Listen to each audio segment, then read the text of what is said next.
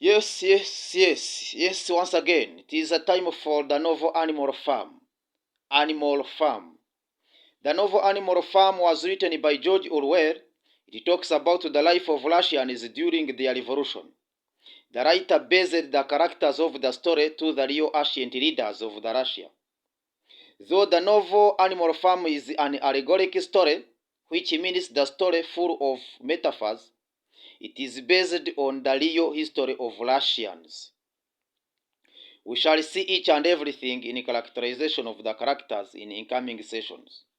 So within this session, I would like to read about chapter summaries, where we go through each chapter and try to summarize what it talks about. We shall be also translating everything we read for you from English to Kinyarwanda. As usual, you are together with Jean-Pierre Barambirwa. Stay in touch with us. Nk'uko bisanzwe rero nababwiraga ko yari umwanya mwiza duhurira kuri urubuga rwacu tukaganira bitandukanye. Uyu munsi turaba tuganira kuri iyi novel yitwa Animal Farm. Ni novel yanditswe n'umwanditsi witwa George Orwell.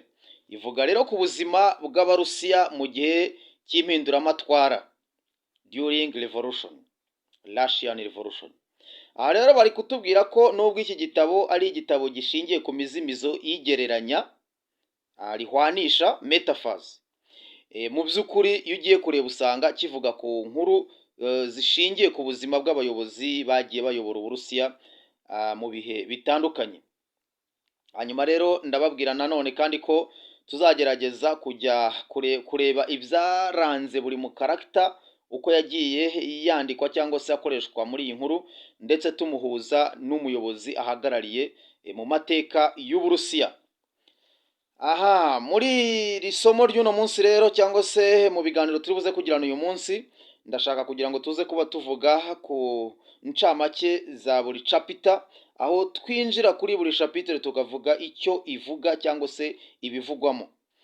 Nk'uko bisanzwe kandi tuba dusoma mu Cyongereza tukabahindurira mu Kinyarwanda kugira ngo tuze gufasha abadukurikira barimo abanyeshuri bacu, abarimu bigisha isomo rya literature ndetse n'abandi babifuza kumva inkuru zacu tubagezaho.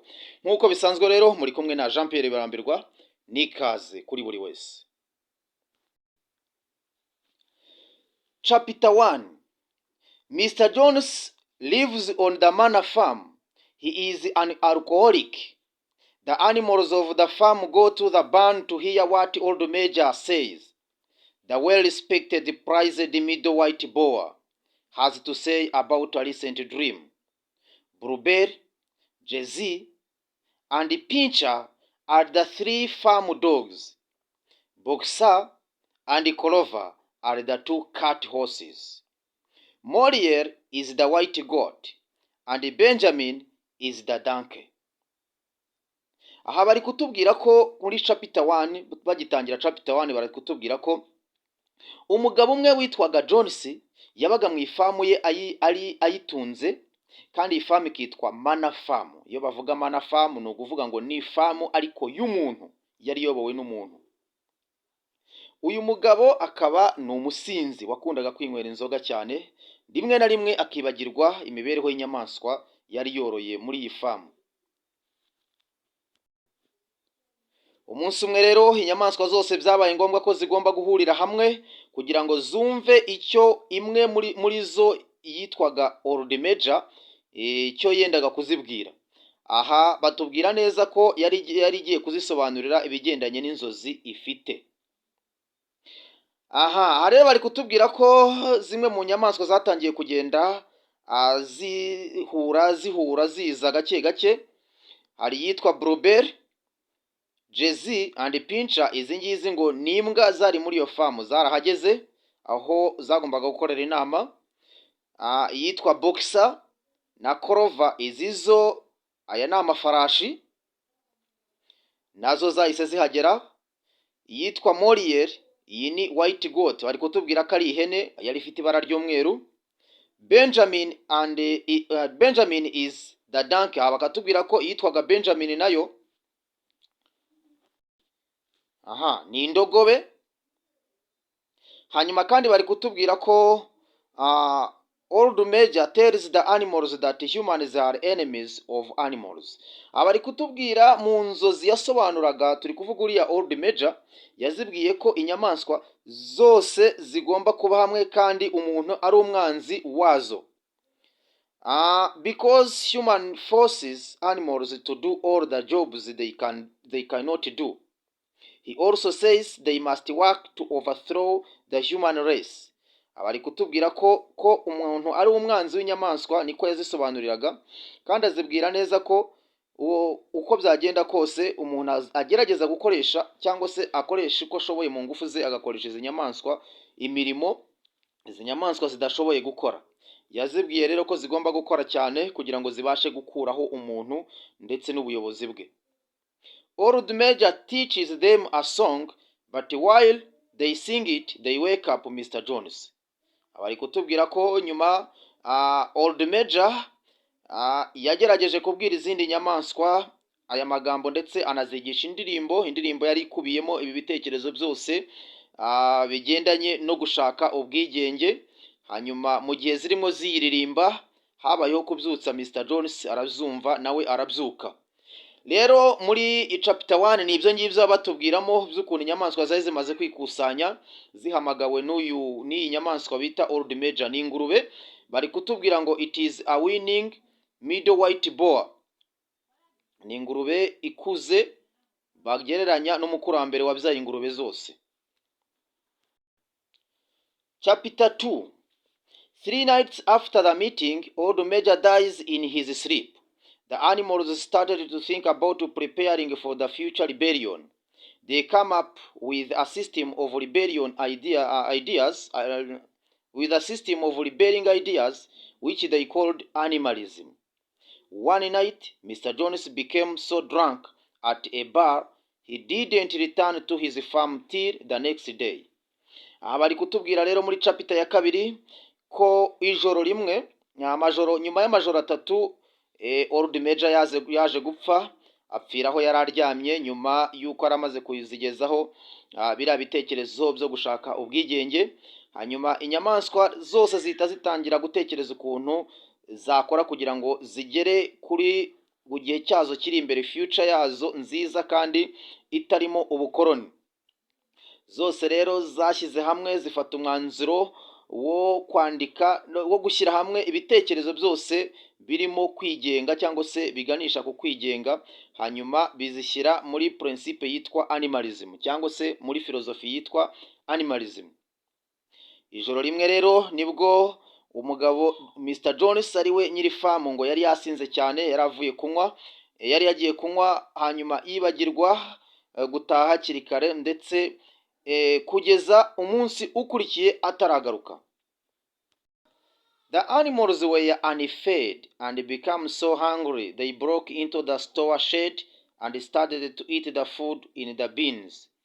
When Mr. Jones returns and sees what the animals have done, he and 4 other men began beating the animals. Abari kutubwira ko kubera ko yari amaze umunsi wose, yagarutse ku munsi ukurikiye, inyamaswa zari zabuze uzigaburira, zari zashonje cyane, zitangira kumena ibiraro, hanyuma ako kanya zitangira kujya kwangiriza ibyo kurya byari mu nzu aho ngaho Mr. Jones yabaga. Hanyuma hazazira rero bari kutubwira ko yabonye ibyo izi nyamaswa zakoze, ararakara cyane, atangira kuzikubita. Yari ari kumwe n'abandi bantu 4 yazananye nabo, bakubita za nyamaswa cyane, barazibabaza bihagije. The animals then began beating on the humans, who eventually ran away for their life. The animals were thrilled not to be anybody's slave anymore. They create the 7 commandments. Abari kutubwira rero ko ubwo aba bantu bakubitaga izi nyamaswa, nazo zakoze uko zishoboye rwose, zifata umwanzuro wo kumwishyura maze zirabakubita karahava kugeza ubwo Mr. Jones ahunze urugamba. Hanyuma kandi ubwo intsinzi birabonetse, Mr. Jones ava mu ifamu ye arahunga. Inyamaswa rero zahise zirahira ko nta wundi muntu uzongera gukata mu ifamu yazo, kandi ko uko byagenda kose nta wundi muntu uzongera kuzishyira munsi y'ibirenge bye ngo azikoreshe uburetwa. Aho rero nibwo zahise zishyiraho amategeko 7 agomba kuzigenga, 7 commandments. So let us try to talk about these 7 commandments.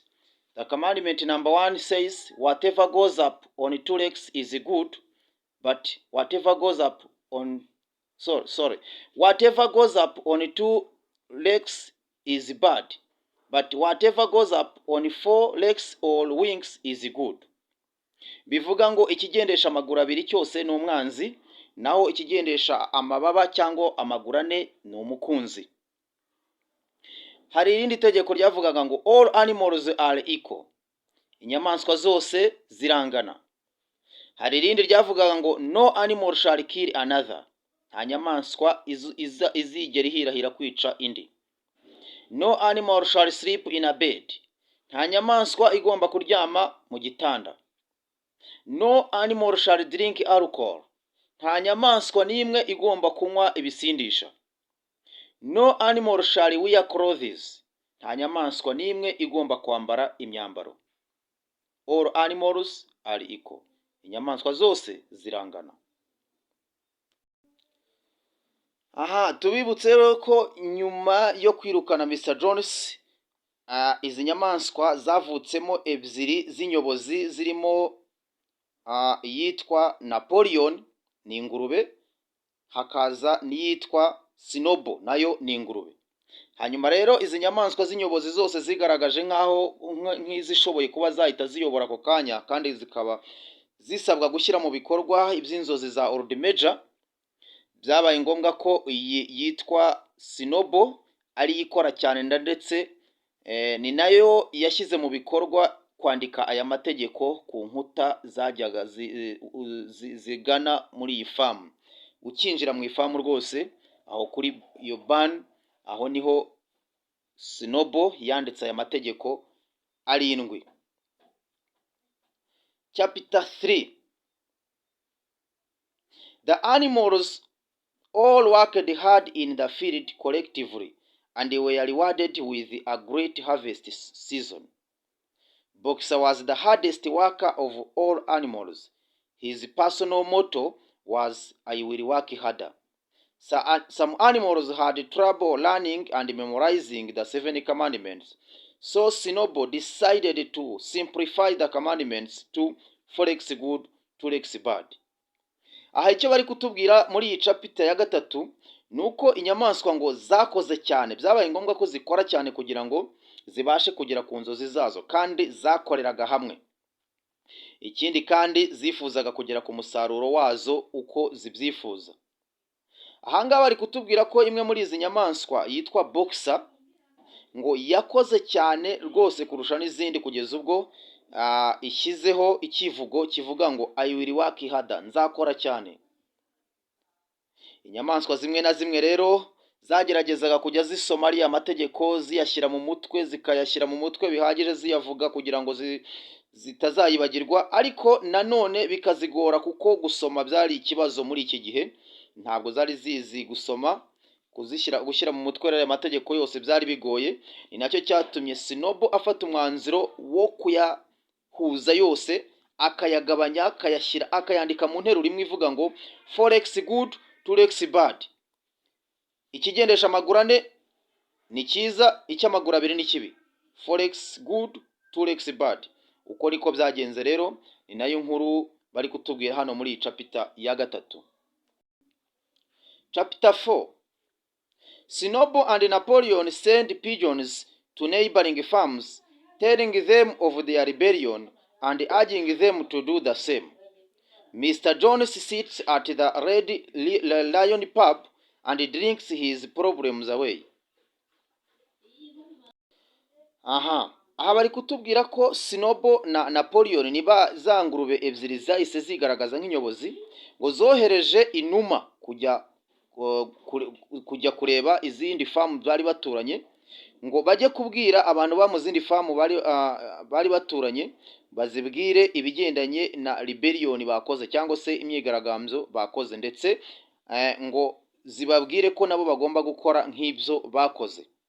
Uwitwa Mr. Jones we ngo ari yicariye ku kabari kitwa Red Lion yinywera, ariko agerageza no kwibagiza ibyamubayeho birimo kwamburwa ifamu ye n'inyamaswa yari atunze we bwite. In October, Mr. Jones and other farmers come back to Manor Farm to try to recapture it. The animals knew that Mr. Jones would come back, and they were prepared for it. Sinobo was in charge of defensive operations. The animals once again defeated Mr. Jones and his friends. By accidentally, one of these people was killed. They also left a gun in the farm, and this gun came to be taken by these animals like a sign of victory. Icyo bari kutubwira muri chapter 4 nuko uyu muyobozi witwa Sinobo ndetse afatanyije n'uyu Napoleon, nkuko nayo nabibabwiye, yohereje izi inuma kujya kubwira abandi bari mu zindi famu zibaturanye ko zakoze rebellion, kandi nabo ngo bagomba gukora nk'ibyo bakoze. Hanyuma witwa Mr. Jones nawe yari yicariye ku kabari kitwa Red Lion yinywera inzoga agerageza no kwibagiza ibyamubayeho. Bigeze muri October, uwitwa Mr. Jones ndetse n'abandi bafamazi bari baziranye nawe bagerageje kugaruka muri Manor Farm kugira ngo bayigarurire nanone barebe ko yabayisubiza, ariko inyamaswa zabimenye hakiri kare ziramwitegura rwose. Ahabaye intambara ikomeye cyane ariyo bise Cowshed. Hanyuma biza kurangira rero muri iyi ntambara Sinobo yari in charge of defensive operations, ni ukuvuga ngo yari ashinzwe ibigendanye n'umutekano ndetse no gutegura iyi ntambara, kandi byaje kurangira intambara rwose izi nyamaswa ziyitsinze, ndetse na Mr. Jones arongera aratsindwa n'abantu be baratsindwa. Byaje no kurangira n'ubundi umuntu umwe muri aba bari bazananye na Mr. Jones apfuye, bahasize n'imbunda muri iyi famu. Iyi mbunda rero ngo niyo yaje gufatwa nk'ikimenyetso cy'intsinzi kuri izi nyamaswa. Chapter 5. In chapter 5, they tell us about Clover confronting with Mori about her lacking work ethic. Abari kutubwira ko muri chapter ya 5 batubwira ibigendanye no gushyamirana kw'inyamaswa yitwa Clover n'indi yitwa Mori, ku bigendanye nuko Mori ngo atabashaga kubona akazi kari bubashe gukora, cyangwa se afite umuco wo kuba atabasha gukora nk'izindi nyamaswa uko zakoraga. Hanyuma mu nyuma y'igihe gito byagaragaye ko Mori ngo yaje kubura. Ikindi nanone cyo bari kutubwira hano nuko Sinobo na Napoleon ngo bakomeje gukomeza kuba banzi. Sinobo and Napoleon had become bitter rivals with one another. Sinobo wanted to build a windmill on the farm, but Napoleon wanted no part of it. Icyo bari kutubwira hano nuko hagati y'aba bayobozi harimo amakimbirane akomeye cyane ashingiye ku kuba uwitwa Sinobo yashakaga kubaka ni ikimashini gishobora kuba gikoreshwa n'umuyaga ariko kikaza guturuna dinamo nayo igatanga amashanyarazi. Icyo nicyo bita windmill. Hanyuma rero iyi projet yari yarayikoze ku buryo yayibwiye izindi nyamaswa zikemera rwose, zumva umunsi windmill izaba yuzuye yatangiye gukora zizaba ziri muri paradizo. Hari aho yari yaranazisezeranyije ko yari yarazibwiye ko windmill izazifasha gususuruka, zikazajya zoga amazi ashyushye, ndetse ngo zikazajya zikoresha amashanyarazi mu gukora imirimo imwe n'imwe, yewe ngo zikazajya ziba ahantu hamurika hari urumuri umwijima ukagenda. Ibyo byose ni ibintu yari yarabasezeranyije ubwo windmill izaba yuzuye. Ibi rero ntabwo Napoleon yabikozwaga kuko we yumvaga adashaka ko iyi windmill yubakwa, ariko nta yindi mpamvu yo kwanga ko iyi windmill yubakwa, nuko yabonaga ko iyi projet izaha icyubahiro gikomeye cyane Sinobo, hanyuma we bikarangira izindi nyamaswa zibonye ko nta kintu amaze. Nine dogs chase Sinobo off the farm. Napoleon announces that the windmill will be built. He claims the reasons he wasn't in favor of it was because it was his idea but stolen by Sinobo. Nagira ngo mbabwire ko ahangaha rero Sinobo yaje gufata imbwa 9, ni ibibwana 9 ajya kubitraininga rwose abyigisha. Hanyuma biza kurangira ibibwana nibyo yaje gukoresha byirukana Sinobo muri iyi chapter ya 5 niko batubwira. Hanyuma Sinobo arirukanka nawe arahunga ava mu ifamu. Yaje gufata ubutegetsi rero bwose Napoleon abusigarana mu maboko ye. ndetse atangiza na ya poroje ya windmill ubwo yayihakanaga ayanga, ariko iki gihe noneho yari ageze igihe cyo kuvuga ko igomba kubakwa.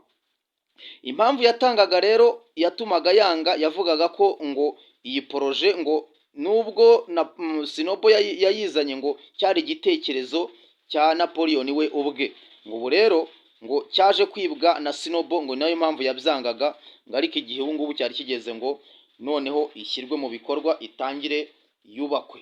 Ngayo nguko rero, nguko abayobozi rimwe na rimwe bajya bavuguruzanya, umwe akazana igitekerezo cyiza undi akacyanga, ariko mu by'ukuri cya gitekerezo bikaza kurangira gishyizwe mu bikorwa mu rwego rw'uko biba ari ugupinganwa gusa hagati y'abo bayobozi. Niko rero politike rimwe na rimwe ikora.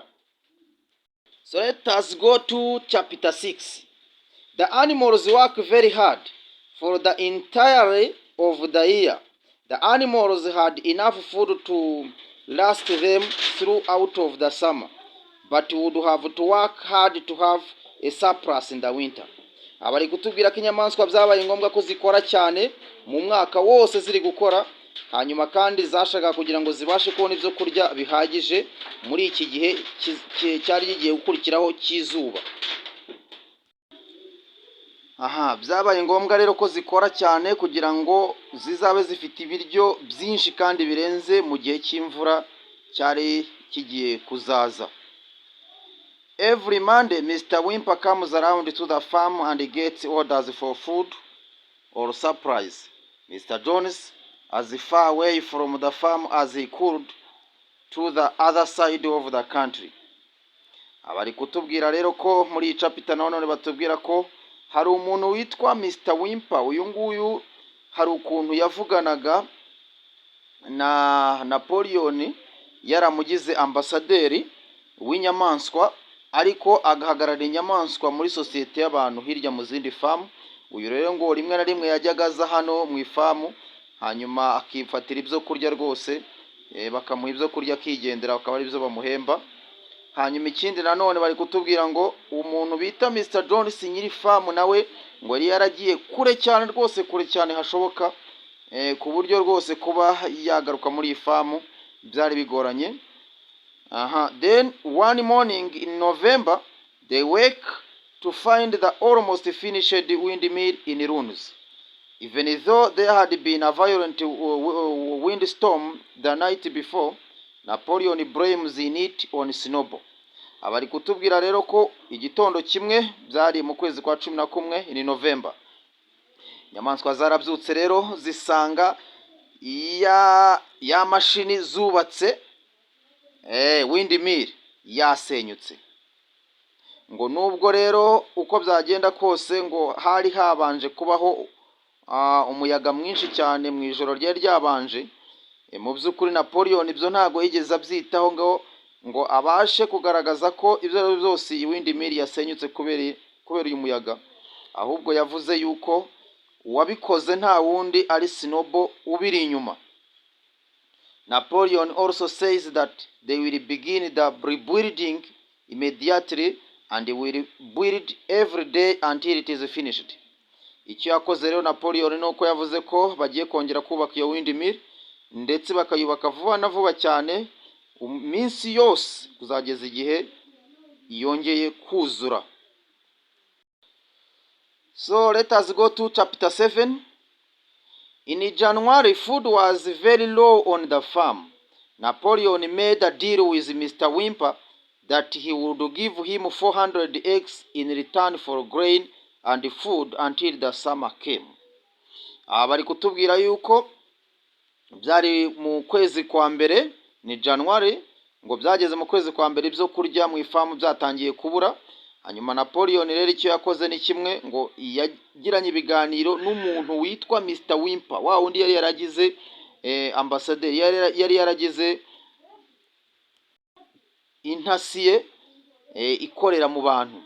Uyu nguyu bagiranye rero deal ikomeye cyane, amubwira ko ngo agomba kumuha amagi 400, 400 eggs, hanyuma nawe akagerageza kugira gute kwishyura cyangwa se kuzana ibinyampeke ndetse n'ibyo kurya bizageza nibura mu gihe cy'izuba sama, mu gihe periyode y'izuba yari igiye kuzakurikiraho. The animals believe that Sinobo snuck into the farm at night and caused mischief on the farm.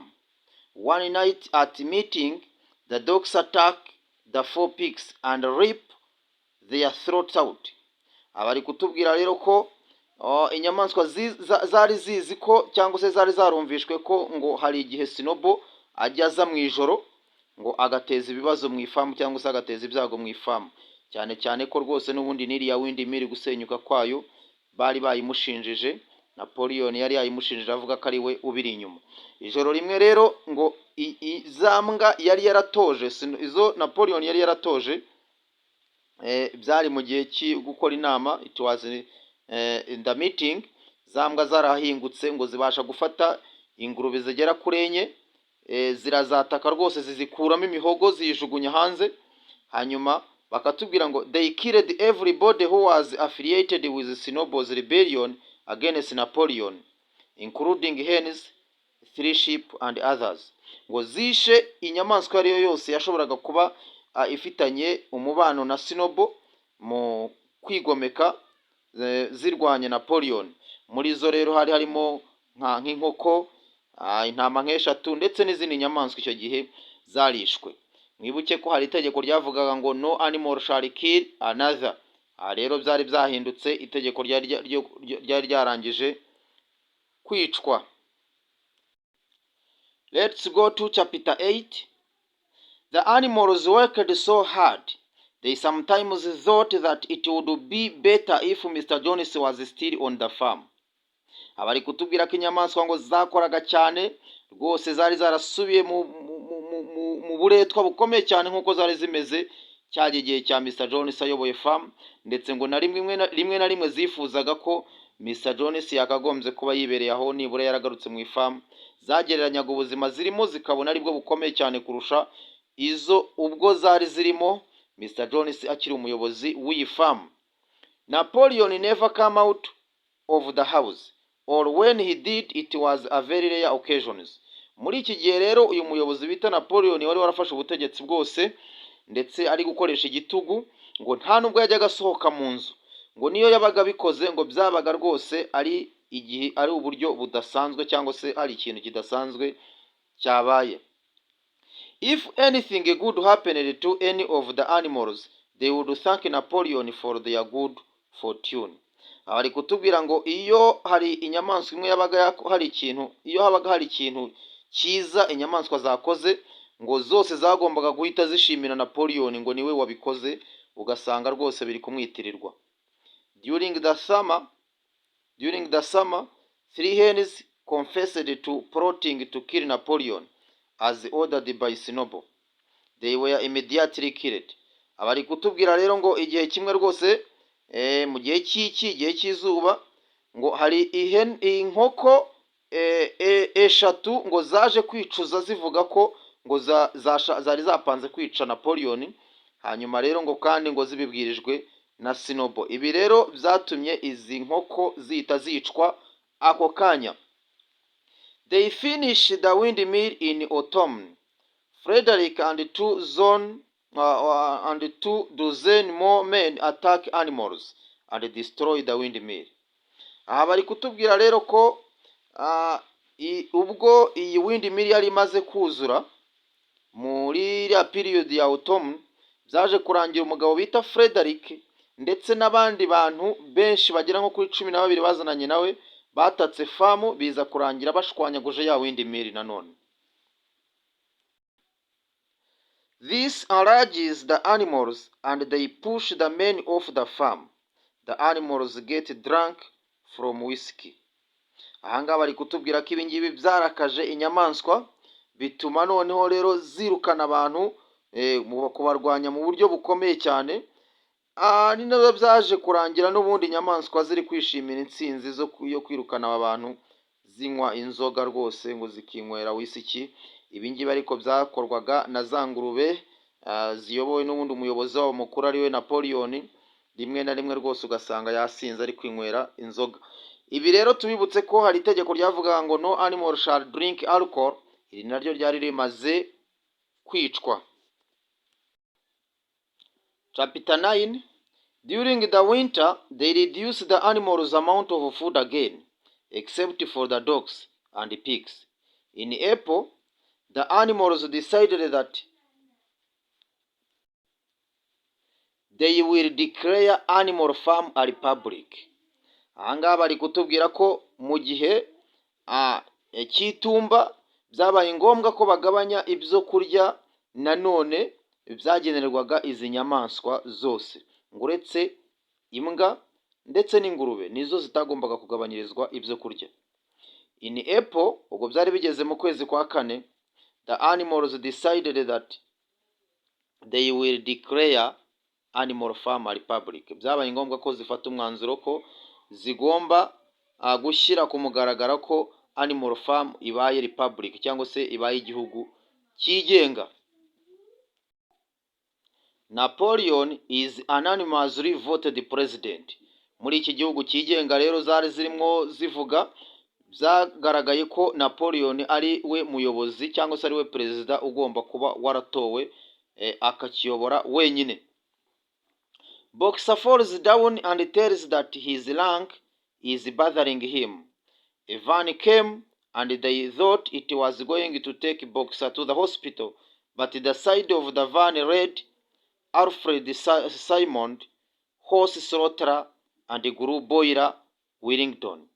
Aha bari kutubwira rero ko Boxer yaje gukomerekera muri bya bikorwa byo kubaka windmill, ubwo bongeraga kuyubaka bundi bushya, hanyuma biza kurangira rwose kandi igikomere yagize kibaye kimugerejeyo, iby'akazi birahagarara, zikajya zimusiga mu rugo rero nk'umurwayi. Igihe cyarageze rero haje akamodoka ngo kaje gutwara Boxer. Inyamaswa zatekerezaga ko ngo bagatumyeho kugira ngo kaze gutwara Boxer kwa muganga abashe kujya kuvuzwa, ariko kuri iyo modoka ngo hari handitseho ngo Alfred Simons, Horse Slaughterer and Guru Boiler, Wellington. Bivuga ngo imodoka yanditseho ngo Alfred Simons ni izina ry'uyu muntu, akaba ari umuntu ukinja cyangwa se ubaga horses, izi ngamiya, kandi akaba Guru Boiler Wellington akaba ari umuntu ukora za kora. Square said that Boxer died at the Wellington hospital. The hospital bought the van from the slaughterer and hadn't remarked the side. Ahangaha bari kutubwira rero ko ingurube imwe yitwa Square, iyi ngiyi yari umuvugizi wa Napoleon, rimwe na rimwe yajyaga igerageza kumvisha izindi nyamaswa amakosa yose yo Napoleon ari gukora, ikazumvisha ko atari amakosa ahubwo ari uburyo bwo kuyobora neza no gushaka amahoro no kuzishakira ibyiza. Uyu rero yongeye kubwira izindi nyamaswa ko Boxer yapfuye kandi yapfiriye mu bitaro bya Wellington. Mu gihe rero izindi nyamaswa zari zitangiye guclaiminga zibaza impamvu yajyanywe muri iriya modoka yanditseho Slaughterer, uyu Square yagerageje kuzibwira ko ngo ibyo bitaro bya Wellington ngo byaguze iriya modoka kuri uyu muntu w'umubazi, ngo nayo mpamvu ayo magambo yari acyanditseho. The animals are very sad about this and buy more whiskey. Aha rero bari kutubwira ko inyamaswa ngo zababaye cyane rwose kubera urupfu rw'uyu muvandimwe wazo, ndetse noneho ngo ziyahuza whisky, zimwe muri zo zinywa inzoga nyinshi zitangira gusinda. Tubibutse ko Napoleon nawe yagurishije Boxer kuri uyu Grumeka Slaughterer kugira ngo abone amafaranga yo kugura whisky. Iki gihe rero iri tegeko ryo kunywa inzoga ku nyamaswa naryo ryari ryararangiye, ntago ryari ricyubahirizwa. Chapter 10. Many years went by on the farm. Many years went by on the farm. The only animals from the rebellion still alive are Clover, Benjamin, Moses, and a lot of pigs. Imyaka yaragiye rero iba myinshi, hanyuma inyamaswa zari zikiriho uhereye ubwo rebellion yabaga, harimo Korova, Benjamin, Moses ndetse n'izindi ngurube nyinshi cyane. The farm was doing tremendous financially and with food. Hanyuma bari kutubwira ko ifamu y'izi nyamaswa ngo yakoraga byinshi cyane rwose bigendanye n'ubukungu ndetse no gukora ku buryo zibona ibyo kurya. Pilkington and Napoleon became friends. Icyaje gutangaza rero ni uko umugabo umwe witwa Pilkington wari uyoboye indi famu yo ku ruhande ngo yaje kugirana ubucuti na Napoleon. Napoleon announces that animal farm will be called the manor farm again. Aha rero ubwo Napoleon ngo yagiranye ubucuti na Pilkington ngo yari yigeze no kumutumira, yari yanamutumiye kugira ngo basangire ibyo kurya bya nimugoroba. Muri iki gitaramo barimo rero nibwo Napoleon yatangaje ko icyitwaga animal farm cyongeye kongera kwitwa manor farm. Inyamaswa zisanzwe rero byarazibabaje ngo wasangaga zirungurukira mu madirishya zikavuga ngo iki gihe ntizashoboraga kuba zatandukanya ninde ngurube ninde muntu. Umuntu rero abantu bari biyunze n'ingurube ku rwego rw'uko utashoboraga kuba watandukanya umuntu n'ingurube.